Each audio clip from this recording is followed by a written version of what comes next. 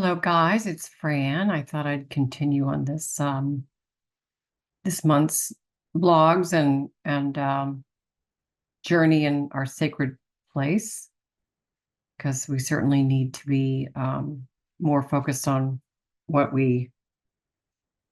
our intentions are, and really creating that sacred space for you to live in daily and meditate and focus with this extra life challenge that we all have been going through in the past couple of years, and it's come to a close. But it's certainly a challenge to keep it together and positive. And but I'm finding that I'm going deeper and deeper in order to find more and more of that. So I'm encouraging you all to continue that kind of thinking and way of living. That, number one, I'm not looking at my phone first thing in the morning. I'm not reading news. I'm not doing any of that. I'm just focusing on finding peace within myself. And I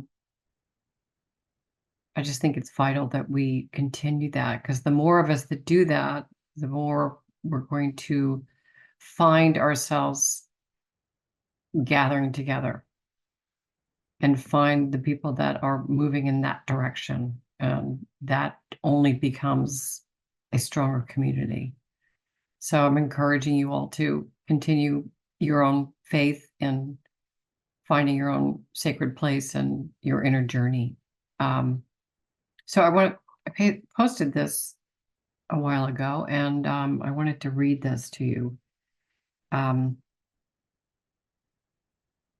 It's written by a chief white eagle in the 1900s, and it's sort of an interpretation of what he wrote. So, this moment that humanity is living through can be considered a door or a hole. The decision to fall into the hole or go through the door is yours. If you consume information 24 hours a day with negative energy, constantly nervous, with pessimism, you will fall into this hole. But if you take the opportunity to look at yourself, to rethink life and death, to take care of yourself and others, you will go through the door. Take care of your home, take care of your body, connect with your spiritual home.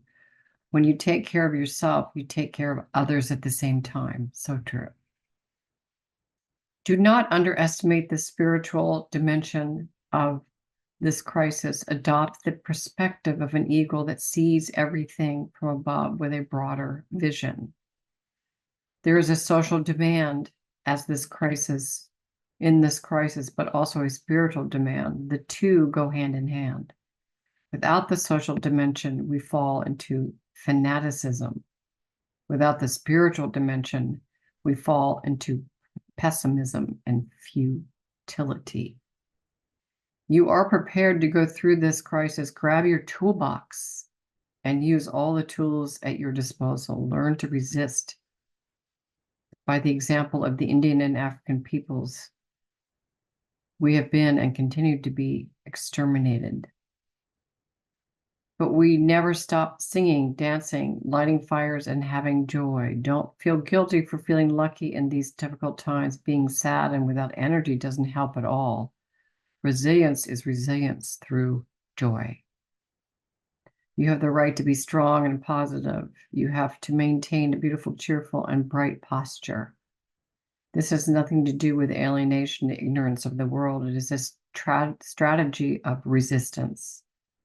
When we walk in the door, we have a new view of the world because we have faced our fears and difficulties. This is what you can do now. Serenity in the storm. Keep calm, meditate daily. Make a habit of encountering the sacred every day.